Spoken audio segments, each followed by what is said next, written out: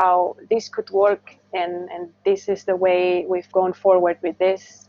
We will be providing all the attendees with a feedback form to check how this has gone. This was completely a test, and this was, of course, the first time we did it like this, so it will be great learning for us and great support and help if you can give us feedback on how this has gone. This symposium was going to be locally hosted by University of Salford and the Active Cities group, supported, of course, as usual, by the rest of the support committee. And they are all behind the scenes. So there's a team of us working to make this happen that I wanted to also highlight. And yeah, if it was in physical, in person, it would have been in Salford. So let's see. We will have an announcement at the end on where the next symposium might happen and how that might happen. So there will be a small time at the end of the session to provide a bit of thoughts and announcements as well. So as I was saying, this session is going to be structured similarly, but this time what we have here is a really nice group of guests that are going to help us discuss some of the ideas that we've been discussing in the previous sessions.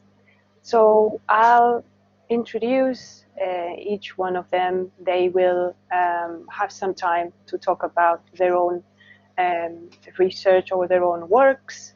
And then I have a couple of wide questions to share with the panel and see where that leads us. And of course, as usual, for all the participants, feel free to write any questions in the chat. You can put the little letter Q at the beginning so that we know the questions, and I'll try to follow that. And if you encounter any technical issues, also let us know through the chat. You know the Twitter has been quite lively, so you can still tweet using the hashtag C8S2020. We're collecting the tweets and the information. It's part of what is going to be a report about this symposium. So yes, please share your ideas in any possible channel, the chat, or Twitter as well. I think, okay, yeah, no, that's not all, because I would like to mention we're going to have another social just right after this session. So anyone who wants to join, is the same link that we used yesterday. You will have received an email some minutes ago, again with that link. It's an Eventbrite email, so hopefully it won't go to your spam folder, but if you don't get it, just have a look, maybe it might be there. So we're going to have a social of about 1 hour, as we did yesterday. It was great fun. It was as well the first time we did it, but it worked really well. We were allocated to smaller rooms of 3, 4, or 5 people each time, and each around 7 minutes we switched. So that was also a nice way of creating a casual way of interacting that might be somewhat similar to what we would have if we were in person in the symposiums. Right. Also, final reminder that this is recorded as usual, and we hope that we can share these videos also together with all the contributions that we have been receiving so far for this symposium. Really amazing contributions. So thanks everyone for all of that. Yeah, you can see everyone is more or less in now. That's great. Fine.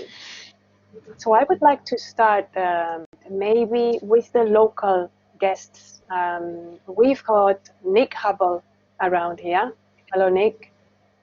Hi. Hello. He's a founding member of the Walk Ride Greater Manchester. And I was picking up one of his quotes in the Citizens of Manchester website. Probably the best life skill I've ever learned is riding a bike.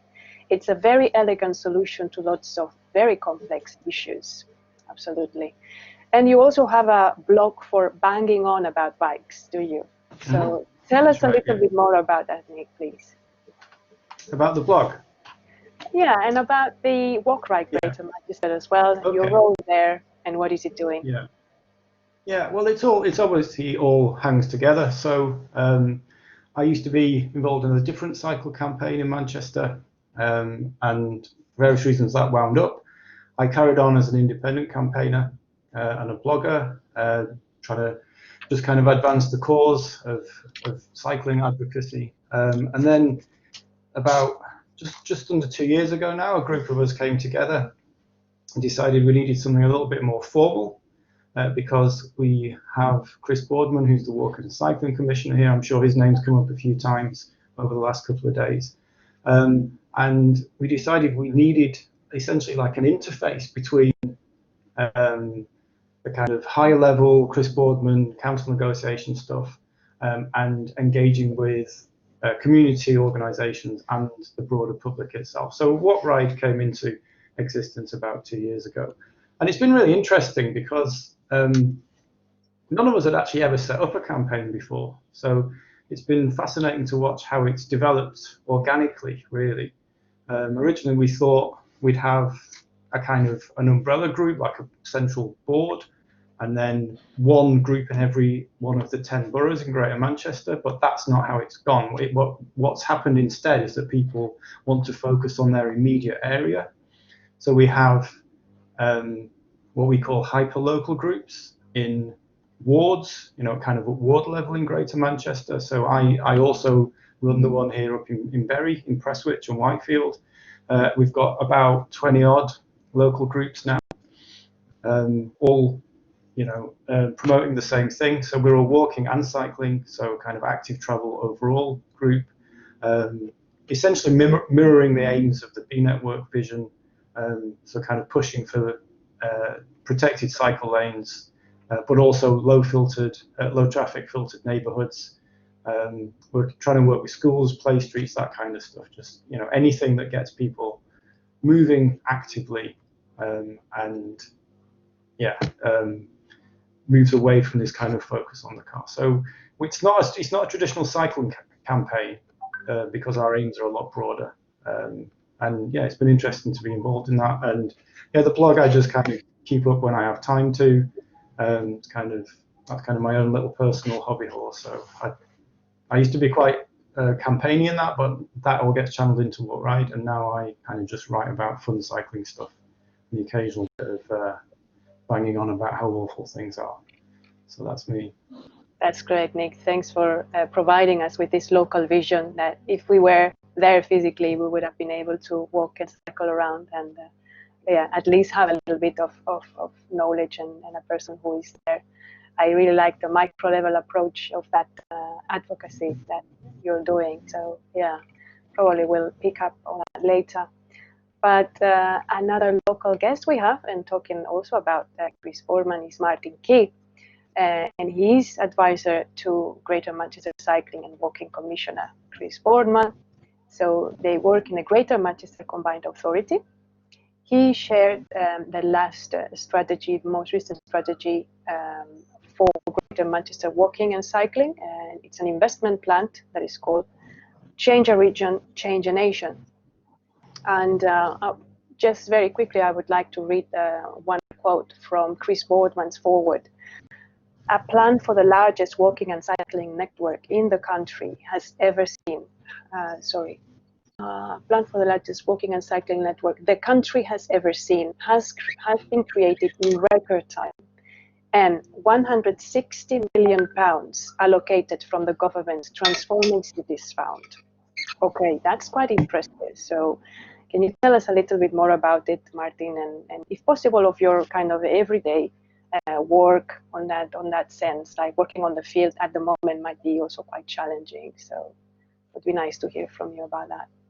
Well, yeah, there's never been a busier time, I suppose, and I almost half forget about the 160 million, and we're all focused on this. I think it's 12, could be up to 12 million of emergency active travel routes, which are taking up a huge amount of our attention. But now my role is, as I say, advisor to Chris Boardman. He started in 2017, and Chris's job is to advise the Mayor of Greater Manchester, Andy Burnham. And quite quickly, I guess a plan was put in place, and sort of a recommendation about the level of funding, and thankfully the mayor and the local leaders committed to backing it, and backed it with some serious amounts of cash. So we're now spending the second highest amount in the country, just a fraction behind what London's investing. And we're right in the thick of it now. We've got about 130 million pounds worth of business cases going through the system right now. And thankfully, after what seems like an interminable wait to see stuff happening, actually stuff is being built across GM right now. Infrastructure, space for cycling, low traffic neighbourhoods, and we're right in the thick of it now, and it's really, really exciting. So my role is sort of due. I think you are supposed to have Richard Nixon on here. He's the new active travel director at Transport for Greater Manchester, the first role of its kind in the country, because Chris recognised that actually this programme, to get it up and running, really needed a dedicated director. And so we're really pleased that Richard's now in place, and he's 6 months in. What a first 6 months he's had with COVID and all, but he's really doing an excellent job. So I work very closely with Richard and his team there, helping, trying to be a problem solver, basically. That's my role: get stuff done and make sure Chris stays on the straight and narrow. And while he's doing his Tour de France work, which he is at the moment, holed up in, I think he's staying in Leeds Castle while he's doing the broadcast for the Tour de France, making sure he's being kept up to date with everything that's going on the ground. So yeah, looking forward to the discussion now. Wow, thank you so much. That sounds like really front line of cycling works going on there in Manchester. So thanks for providing that update. And also I would like to welcome Isabel Clement, Director of Wheels for Wellbeing and longtime friend also of the Cycling and Society group here. And I would like Isabel to introduce us to the work that Wheels for Wellbeing has been doing in terms of visualizing disabled cyclists first, with retrieving that data. I remember from TfL that important data. Also analyzing the representation of cyclists and how was not diverse enough to include disabled cyclists, or has improved, I think, in the latest policy documents from London Authority. That has been really impressive, and I'm sure it's because of the work that they've been doing all these years. So welcome, and tell us a little bit more how that's going. Thank you very much. Thank you for having me. Yes, so I'm Isabel Clement. I run a small charity based down in London called Wheels for Wellbeing, as Esther just mentioned. We are an organisation run by disabled people first and foremost, and for disabled people who cycle. So we do two main things. We enable disabled people in South London to actually realise they can cycle and to practice it on a regular basis if they want to. We own a ridiculously large fleet of different types of cycles, tandems, hand cycles, tricycles, all sorts of combinations of those, as well as standard bicycles and various adaptations, so that anybody who comes through the doors can find out that actually they can cycle. So that's our actual hands-on work, which of course has been very affected by COVID, but it is back up and running in a smaller way than it was before. But we're still here and carrying on. And from that experience and the experience of the people who are running the organisation, who are disabled people who cycle, we really started to back in at the time of the Olympics and just after, realising that actually, though we all cycled, we were disabled and we were out there, and we knew cycling was possible by disabled people. It seemed to have been at the time the best kept secret of cycling, and nobody else but us was really talking about it. So I guess we changed and we expanded our activity to become the voice of disabled people who cycle, because we realized, even though for us lots of stuff was obvious about what enables and doesn't enable cycling by disabled people, it seemed not to be a topic and not to be understood. And so we've come a long way from back in the 2012 kind of days, and in 2017 we launched something called the Guide to Inclusive Cycling, in which we sort of dumped all of our knowledge and all of our thoughts about inclusive cycling, so that other people could refer to something without us tiny charity having to be the ones always sort of fronting it. So that's available for free on our website. It's on its third version already. It's a third edition, and it's about to be re-updated because, of course, it's now out of date since the government has brought out its new cycling guidance, which we're very pleased to have seen come out after we were able to put some input into it, and we were expecting it about 18 months ago, but it finally came in July, and we were really thrilled to see that our input had come to the top of the result. The resulting document is very much an inclusive guidance document for cycling, and we're very, very pleased about that. So work's going really well. I think nationally and internationally, the fact that disabled people do cycle it is a thing now. It's talked about. The research community has started to become very aware of it and is starting to work on it. We've produced a few papers, but now other people are running with the topic, and that's exactly what we wanted to see, because it's a huge topic. What we're particularly focusing on is identifying and voicing the main barriers to cycling, which have existed and continue to exist for many people. There are real reasons why most people will tell you they've never seen a disabled person cycling. They're probably wrong, because there's plenty of disabled people who cycle on two wheels, and they've probably seen many go by, but unknowingly. What they mean is they've never seen a visibly disabled person go by on a cycle. And that's a real shame, because there's plenty more people who could be out there cycling, but there are real barriers in the way. So we're concentrating on identifying those barriers, and then coming out as we get to know better and work better with the cycling professions, as well as the campaigning communities. We are then starting to also shape responses to those barriers. They are barriers which are removable. Some are physical barriers about infrastructure, etc., and there are also a lot of societal barriers and attitudinal barriers. So that's the kind of work we do. That's what we get up to, and I look forward to taking part in this conversation as well. Lovely, thank you.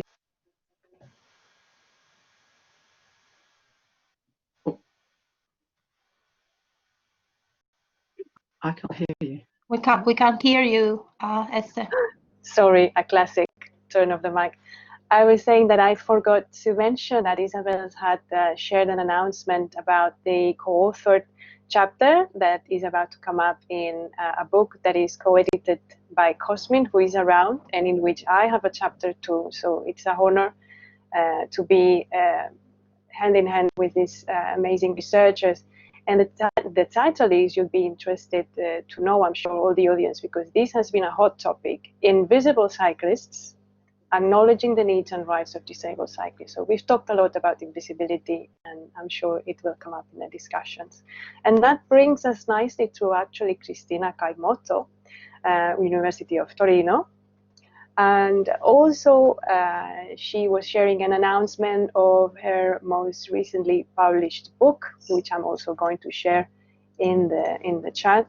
I highly recommend this book. I think it's really groundbreaking. I mean, it's really no less than that, because finally we have tools and we have references to analyze and talk about how language and discourse is used in cycling, and specifically in cycling policy. So this is not only relevant for researchers, but also for policymakers. I really recommend this book. I had the great pleasure and honor to review it, and I felt very privileged for that, and also because finally I see that theme coming up and being worked in this very nice way by Cristina. So thank you for making that accessible for all of us, Cristina. I think this is something that we'll all use heavily, hopefully in the next years. There is one question that came to my mind that has been also being discussed widely in the symposium under many different forums and discussions, and it's the question of agency. And this is one aspect that you discuss quite a bit in your book. So if you want to talk a little bit about that and also tell us what your work around discourse is. Agency. Well, yes, I discussed that in the book in terms of how when we look at agency. So we look at verbs. You know, that's one of the first things you do when you are doing discourse analysis. And if you pay attention to that, you notice how responsibilities emerge or don't. So for example, one of the things I observed was the mayor's transport strategy from London, and how change that is described in that document is often referred to agents that are not human. So it's like change will bring change, or new roads will bring change. But there's a lot of distancing from who is actually going to do what. And at the same time, it's related to the idea of behavioral change. And from a discursive perspective, there's a deep contradiction there, because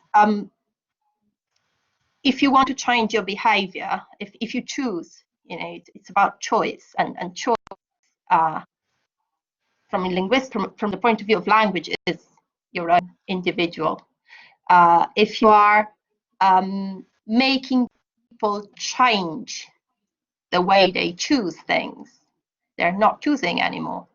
I mean, this is really, you know, philosophy in a way, but it's there. And when you look at the language and you pay attention to how agents are constructed, you see this contradiction emerging of how all this nudging will not actually bring the change that we are looking for.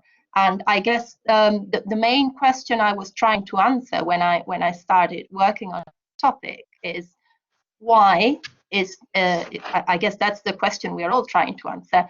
Why is cycling not promoted as we would expect, given all the evidence we have of how beneficial it is? And yeah, I guess that's one that's part of that we are thinking of change as something that can be triggered in other people.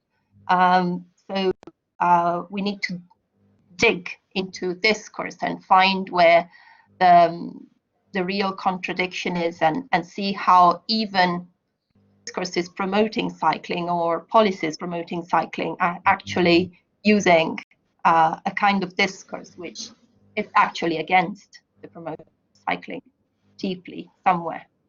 So it's a bit difficult to sum it up, but I guess that's Thank you, Christina. I know that was a challenging question, but I thought it was really relevant, and it can be discussed by all of our panelists, because they all work with language, they all work with discourse, we all work with discourse.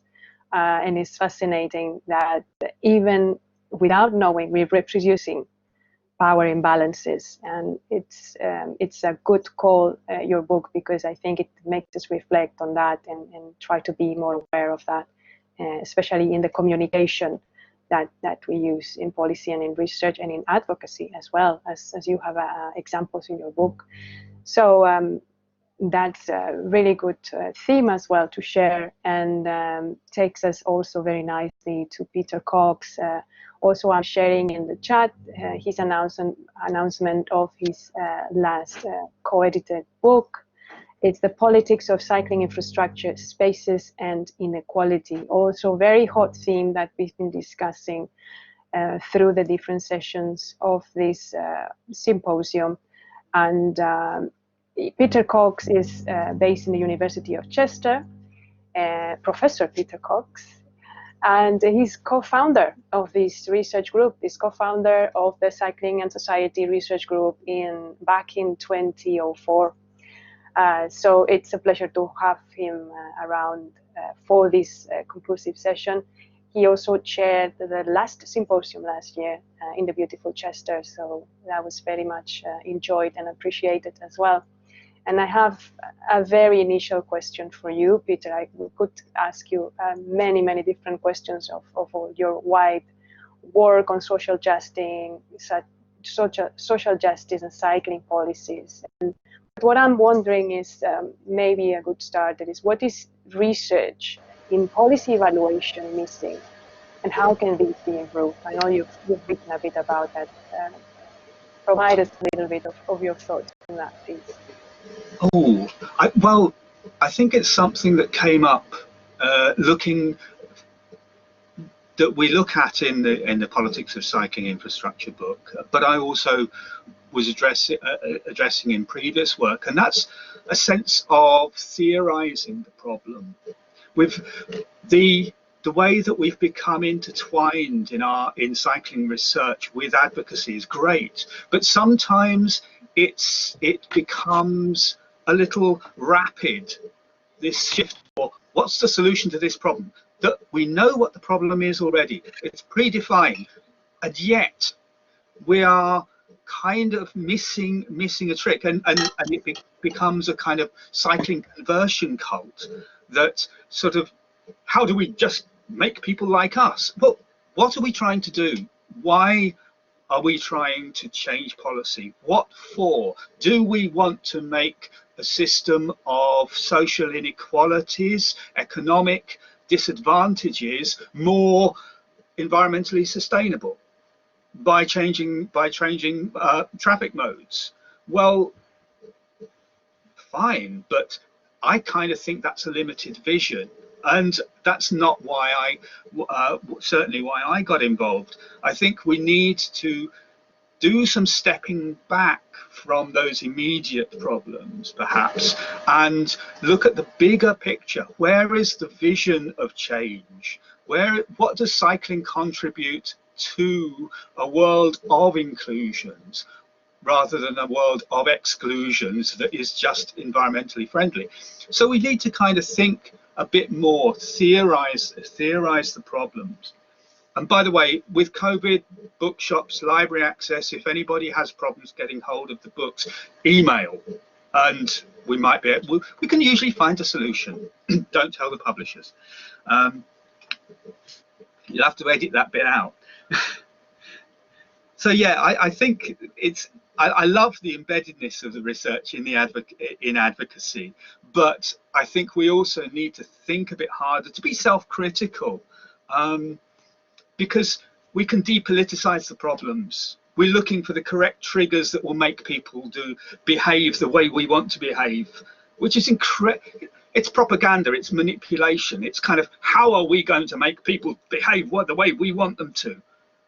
That ain't empowerment. That's propaganda, that's manipulation. People just become machines, others, to be made to act. And okay, if that's the world you want to live in, but that ain't my world future. That is about how are people going to be manipulated the best. That's a kind of the science fiction dystopias that I wanted to stop reading because they depressed me too much. Well, thank you so much, Peter, because this actually, of the two broad themes, this is actually the second one I was going to propose. So I'll move it up and start the discussion of it now with all the panel. So let me just start framing it. I would propose, as Peter was saying, putting us in the center of the discussion as researchers, as advocates, as policymakers, consultants, whatever we are, putting us in the center. How can we support each other? And how can we make this better world that we were mentioning, whatever that is, and affect change? Nikki was tweeting, I'm enjoying the number of the Cycling and Society 2020 symposium presenters who are also describing themselves as activists, a real sense of people wanting to affect change. And Peter, we've shared this idea as well of, what do we want as a better world? We want more cycling. Why do we want it? And this is the tricky bit, right? So also this, when we center that in ourselves, the actors in this film, some of us have several hats on. So what about the combined role of activist with researcher, with practitioner, with advocate, that I think many of us, if not probably all that are around, might be identifying with this mixed feeling, mixed identity feeling, and do we need to draw a line? Where is that line? And that's also a conversation that to me is linked to putting that in the center, like, okay, we have some values, we want to transfer those values to what we do, but that is also quite challenging and sometimes even creating some conflict, probably as healthy as possible, that conflict, of course, but it's creating that friction. And also, Peter, just finalizing with a quote from a conversation with you. Cycling activists, you were saying, were the least self-aware group of activists I'd ever known. So, so that is another challenge we have on top of that. So how do we do this? How do we do this? Yeah. So I open the floor. Who wants to chip in? Peter? If I can throw something quickly in there, just a bit of background. It's because I'm writing a book on bike activism at the moment. So my thoughts are focused on it, and the years working with different advocacy groups. But I think that that line between or the tensions that exist between activism and academia need to be navigated beyond, with holding hands beyond our own networks, our own comfort zones. We need to look outwards to other sorts of campaigning and outwards to other sorts of analysis of what people do, how people do, what is going on. I use a framework derived from Boaventura de Sousa Santos, a Portuguese academic who's worked extensively in Latin America, and he says that academics can never be the vanguard, can never lead. We need to be, because what we do when we study social activism is that we are ultimately parasitic. He doesn't say it like that, but his implication is that we're ultimately parasitic. We can support, we can stand, and we can stand in solidarity, and we can help, but we are not the people on the front line. We've got our wages paid as academics in our research projects, so we've got to negotiate that tension. That's my tuppenny worth. Yes, Christina is nodding because she actually declares that in I think the first lines of her book, and actually is part of the field of critical discourse analysis to confess what is your situation as researchers. So, and I find it really healthy. I don't find it as in other fields might have found it a little bit too much passion involved there. I think it's just something that we need to embrace and take advantage of it in the best possible way. Yeah, but as we are saying, it's not exempt of conflict, of challenge. So what would you say about it, Christina?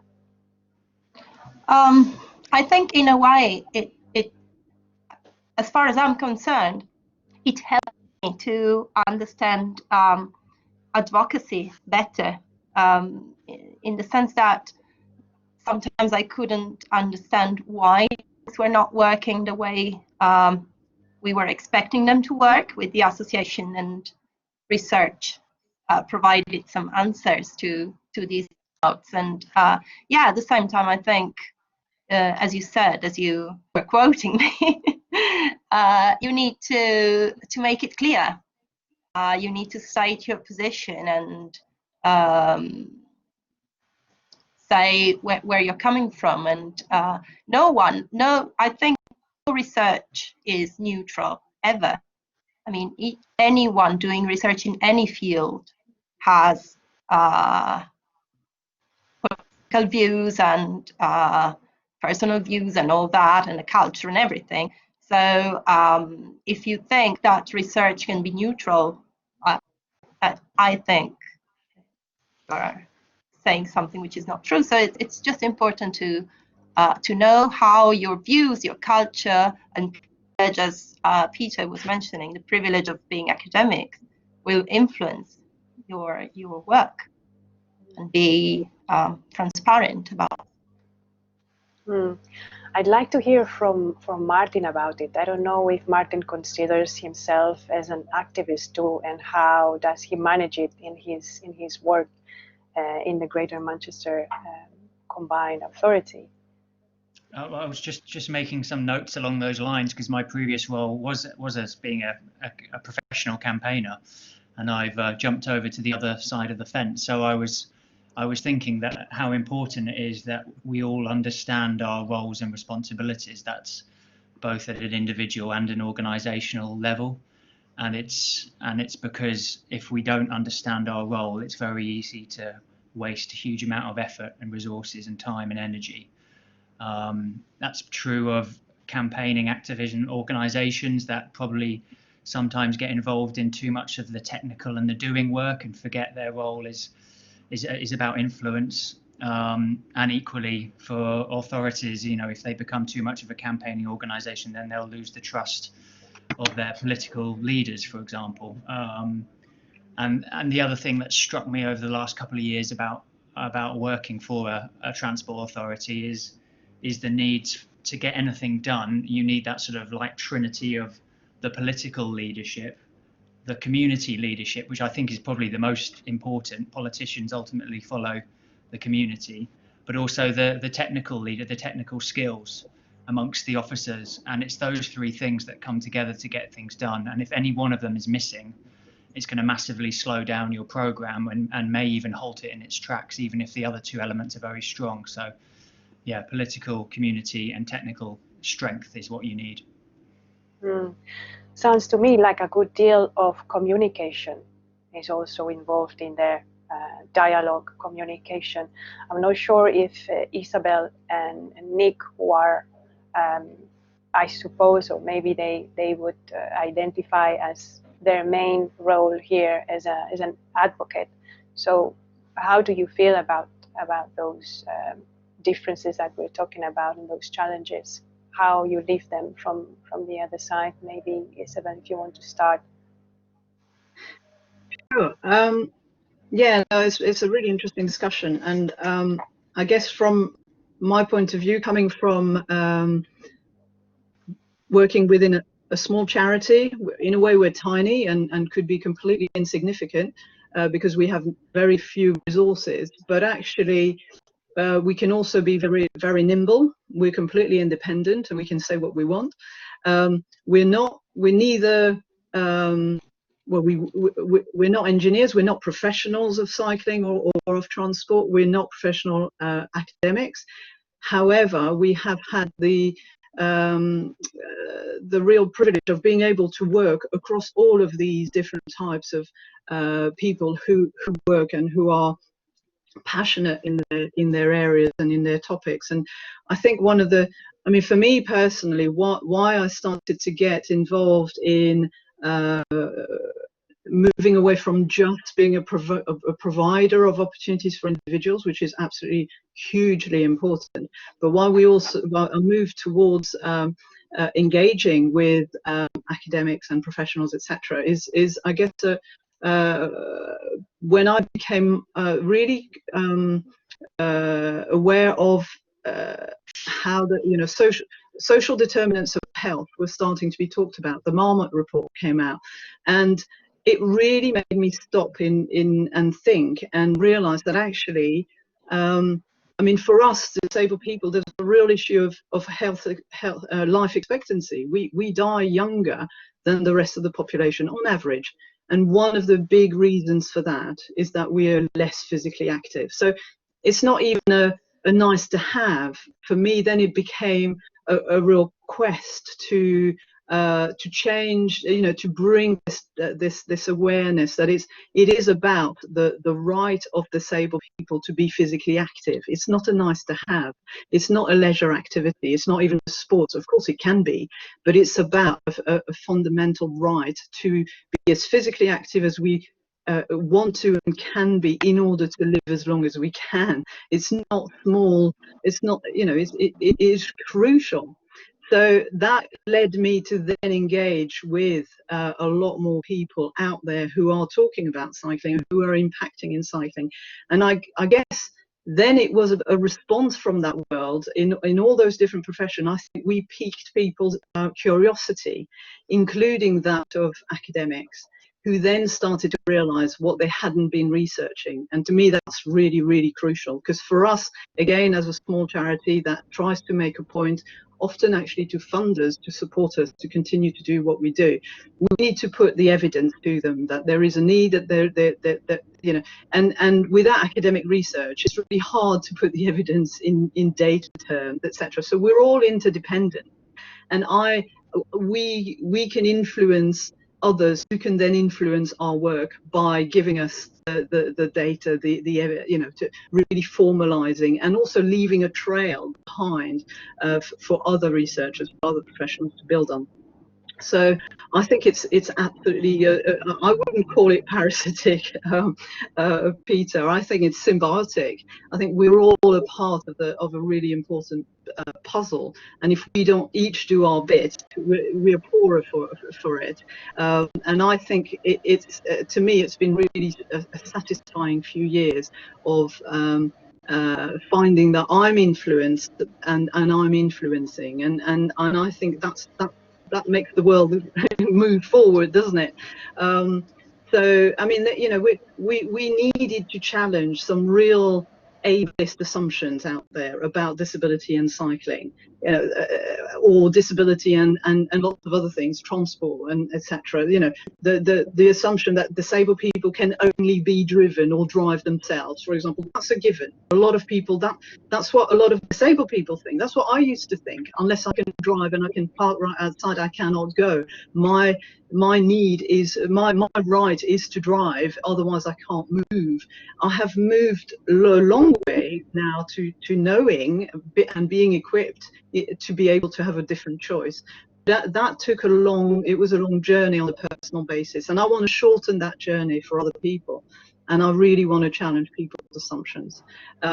So yeah, I think we're all in on an exciting journey, and I think I'm really appreciative of the way people have been responsive to hearing an unlikely kind of voice and running with it and changing the way they've been working. So yeah, it's a great moment to be in this field. Thank you so much, Isabel. I can tell you you've been inspiring to many of us, and we've incorporated many of those ideas as best as we can.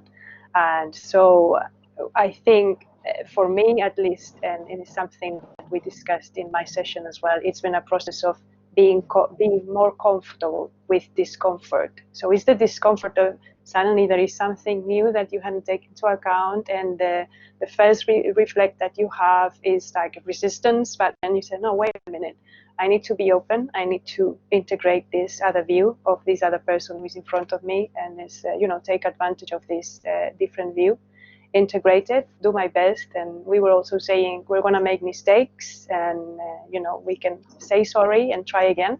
But I think, as you were saying, we're all in this together. And another thing that I really appreciated, and that I would like Nick also to give his views on that, is how we build the bridges, in how we communicate, how we dialogue, how we build these bridges. What do we do to make it, as you were saying, be there and move around, listen, talk, all of these different tasks that we all do. So in your case, Nick, we were talking about your blog, the Greater Manchester initiatives that you're doing. How is that in your experience, that dialogue, that building bridges?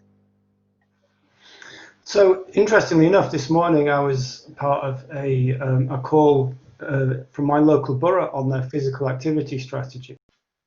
So I was asked to do a presentation on that, because they are actually focusing on active travel as a means of the kind of the broadest reach for large parts of the population to become physically active, is to build it into their daily routines, the things that we all know about.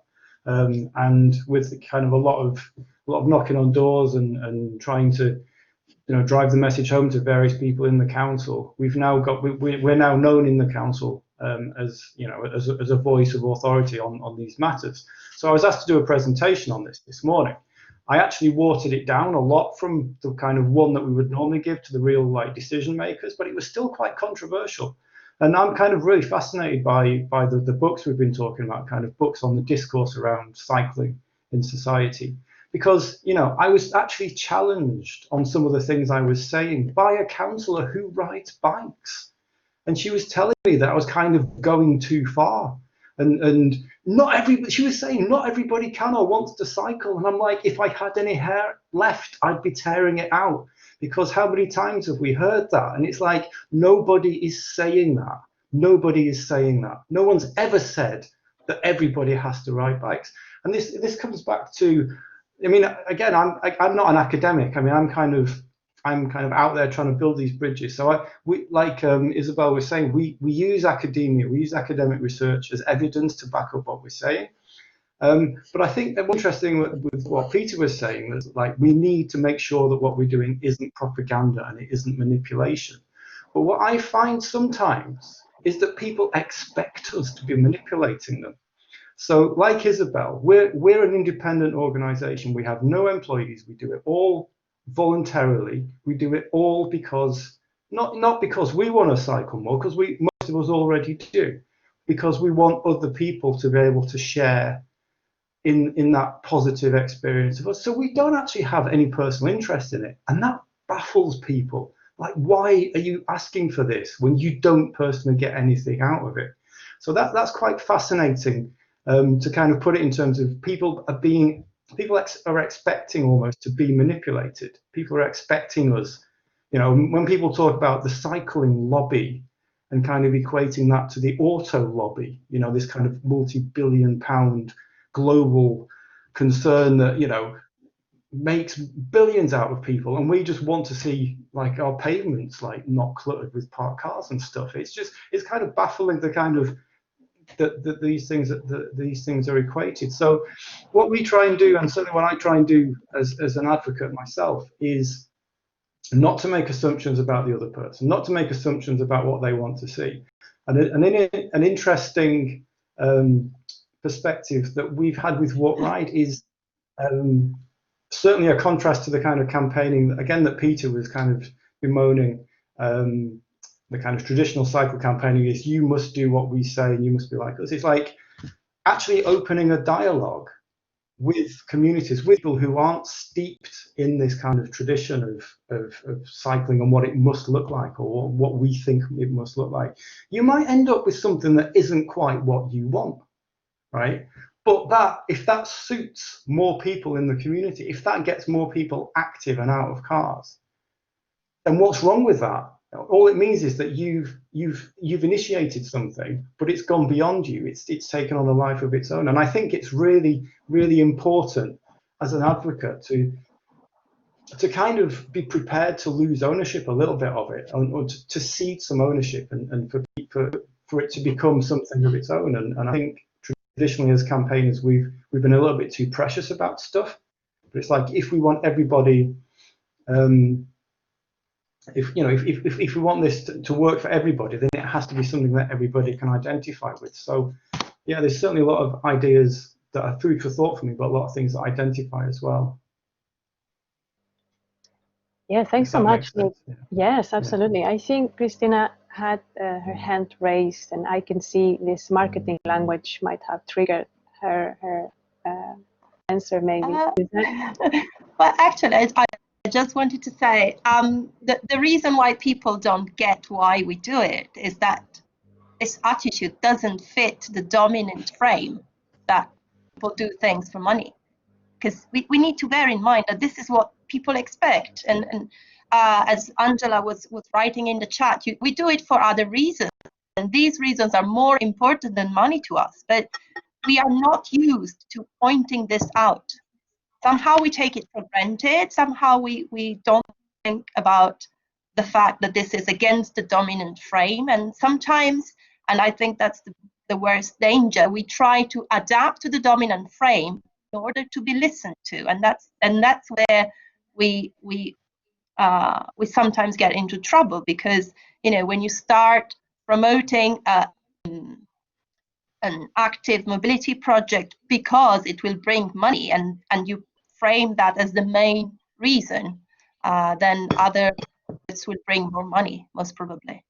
So it's a weak argument, really, and it's an argument that people choose because they are desperate, because the other arguments are not working, and that's a problem of framing, because it's, you know, when you say something that doesn't fit the frame of the people who are listening to you, they will not listen. They will. It just doesn't make sense for them.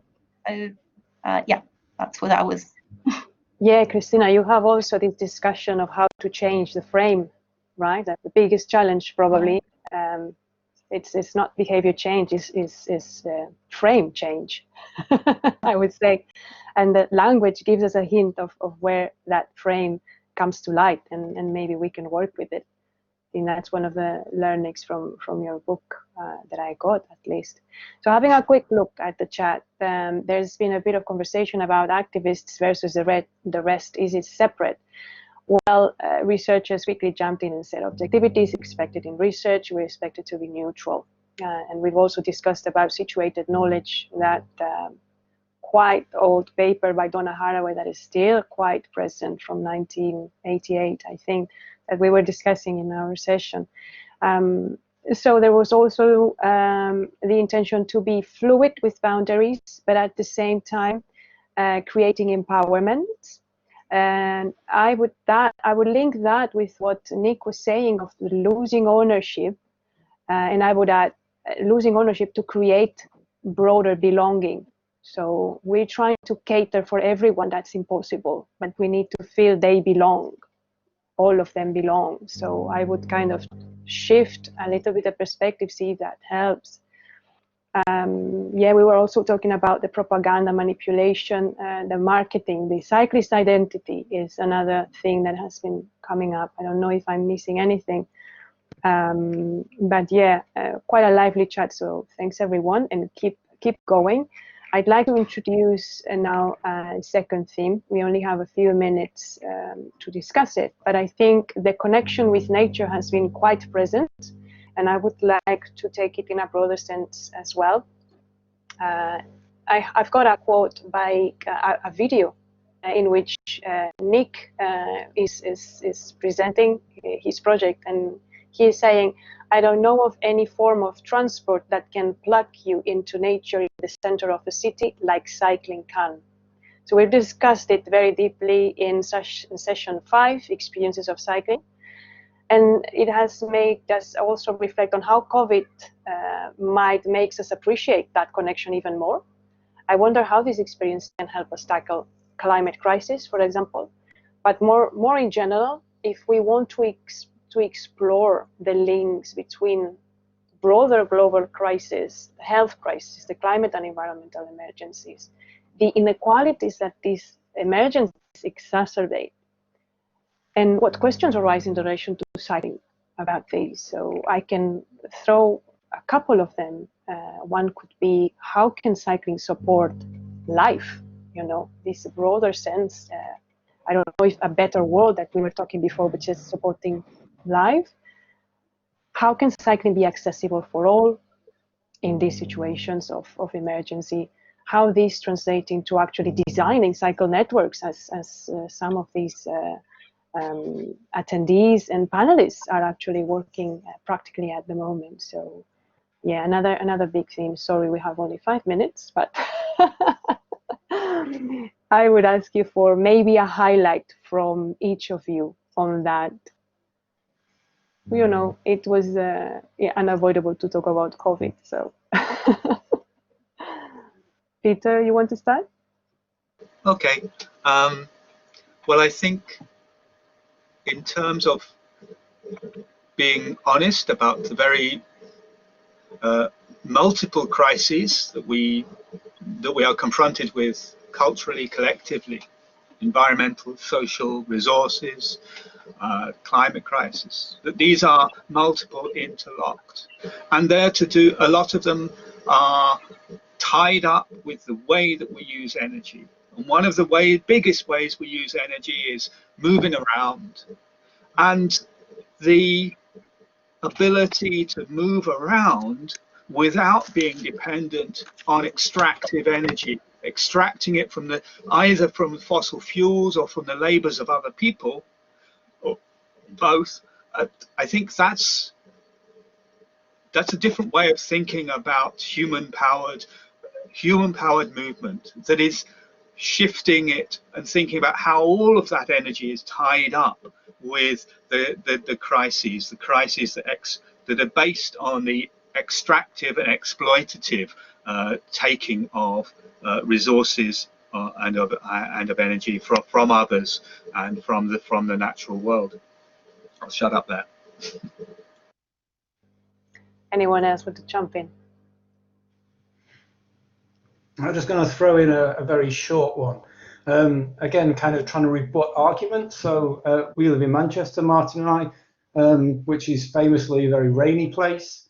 And one of the arguments you hear against more people cycling is, well, it rains too often. So I will just respond to that. It's like, are you really saying that as a Mancunian, you are so scared of rain that you would rather live in a city clogged full of cars? So there's always a creative way of rebutting arguments. And, we're not made of sugar, as they say. We're Mancunians. We should be used to it by now. Absolutely.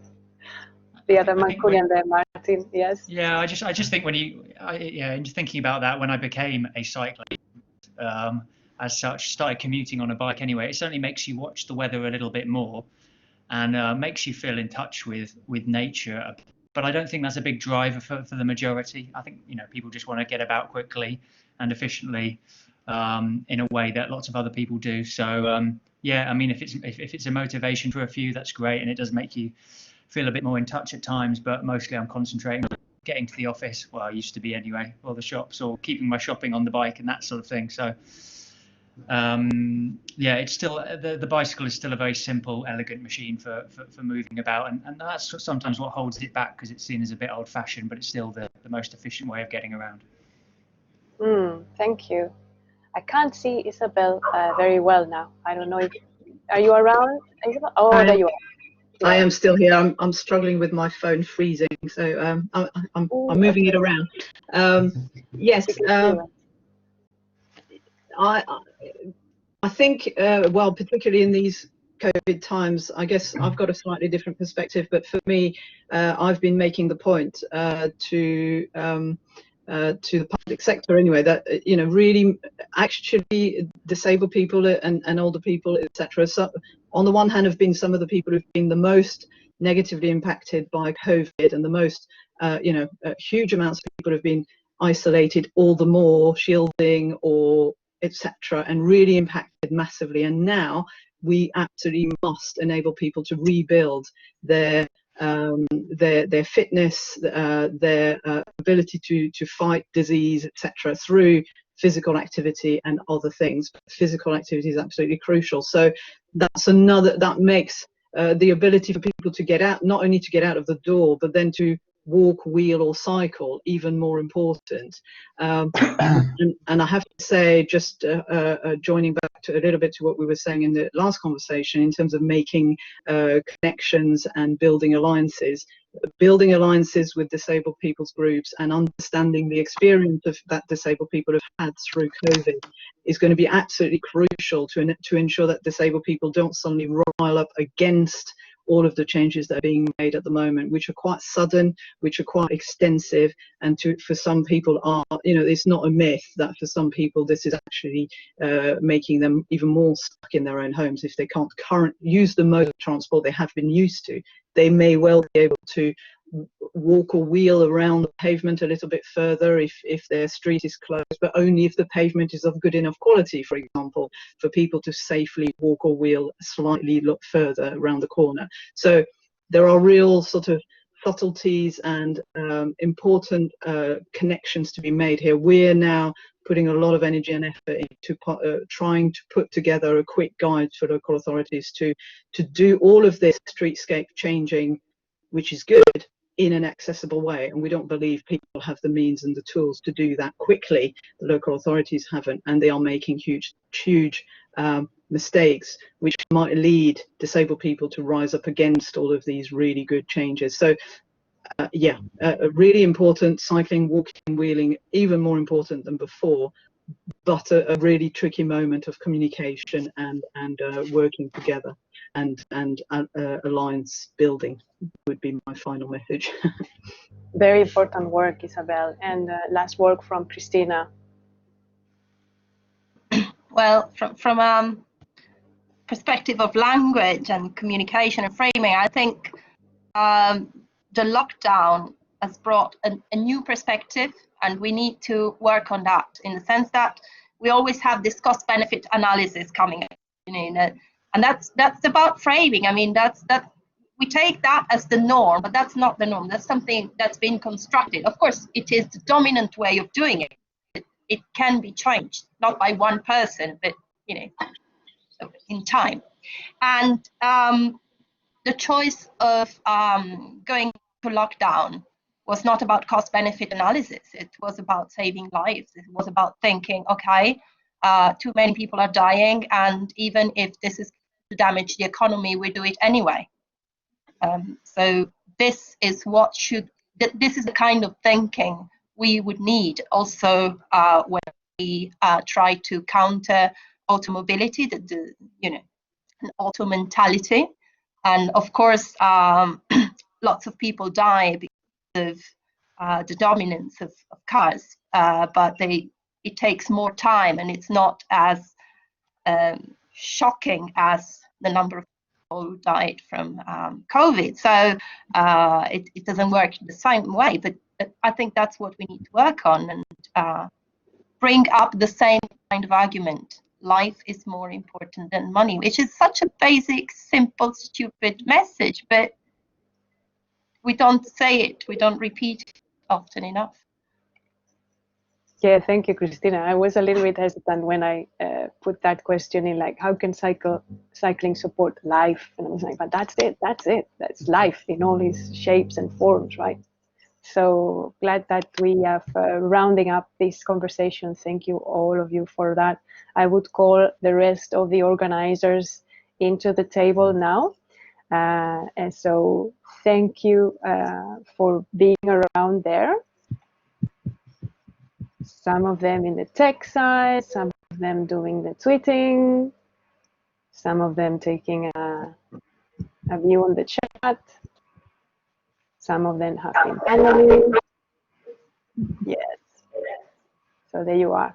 So I give the floor to Graham, local organizers of this symposium. Please go ahead. Yeah, well, thank you. Fantastic, fascinating session on this as well.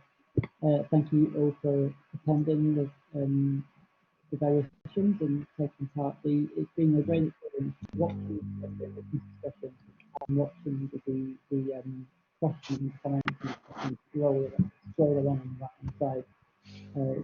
It's really good way to have discussion. You can discuss so much more than you can in a traditional conventional workshop. So I hope everyone's enjoyed it as much as me. Thanks, Graham. We could hear you, but very low. Oh, sorry. Sorry, could you make me out talk? Yes, please, better. Maybe someone else can solve the thing back to me. Yeah. So the rest of the team around. Nick, Luke. I think I'll just jump in and say a big thank you to everyone who's taken part as well. I think we heard the sentiment of what Graham was trying to express, was saying, but I think maybe his microphone just was a little bit dampened. Thank you to all the panelists that have joined us. Thank you to everyone who's been keeping that discussion thread and the comments thread just like going for 48 hours constantly. Well impressive. but it's also, I think, helped keep the debate moving along. Some important questions have come up, challenged each other, I think, along the way on a variety of different subjects, which I think is always a healthy thing to do. Yeah, and so I guess one last thing is just I've learned a lot as well. So thank you all for sort of just contributing to a really enjoyable discussion. I've had a lot of fun over the last couple of days, so thank you. Yeah, we've got Nick there and Yeah, Harry. I just echo what Luke said. I've definitely learned loads. I think every session had its own kind of charm as well, and yeah, really exciting stuff. I think the presentations, the work that's gone into them as well, on top of the sessions as well, I think, yeah, fantastic conference and very different to normal. And another local organizer was Harry. Is she around to say hello to people? Harry has been there. I am here. I didn't do very much to help organise those, so I'm not sure I deserve that. But yeah, really interesting symposium, and also it just works so well with having the presentation somewhere else and having this time for discussion. And it's been fascinating, both kind of from the panelists, but also the comments panel and the discussions that have been going on in there have been really just fascinating. So thank you all very much. Thank you, Harry. Is Cosmin around also? Cosmin is in the support committee, and I'm not sure if he's around. But if he's not around, then Cosmin Popan, he is around.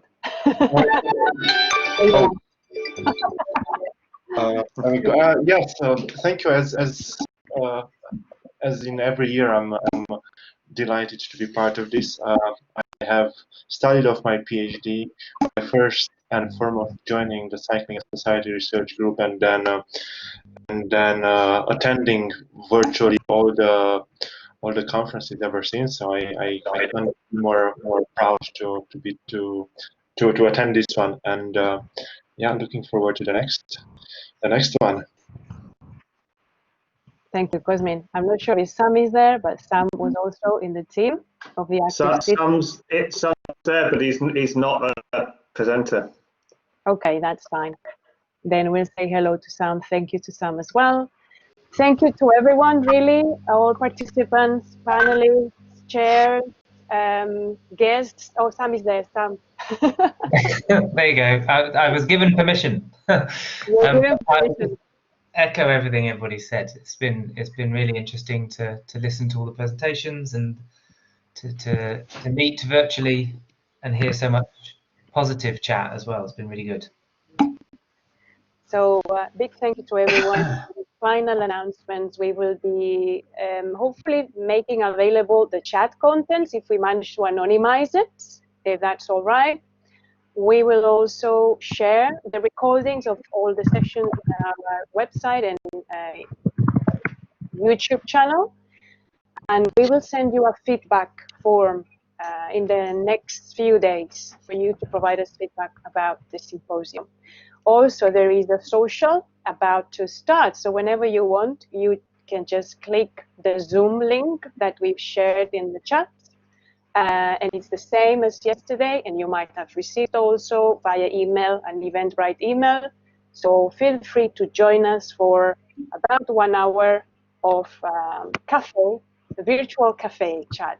So in which we can continue the discussions, that really interesting discussions that have been going on, not only in this last session, but in all the symposium. So that's it. Graham, do you want to say any announcements for next year, maybe? Well, I actually don't know if anyone can hear me, but yeah, the plan, if people want to, and if we're allowed to, is to have the symposium ourselves in next year, this time next year. We'll confirm that soon, I'm sure, as in the process with the committee. And I'm sure we're also very interested to hear from people who want to organise future symposiums. Yeah, so let's see how things go. But Salford is in charge for next year as well. Hopefully we will make it in person, but otherwise, and thanks to your feedback, we hope we can celebrate another symposium again, even if it's virtual, in the best possible way. So thanks everyone for joining. Yay! Thank you. Thank you. Thanks everyone. See you in the social. Nice. See you. Yeah, Graham.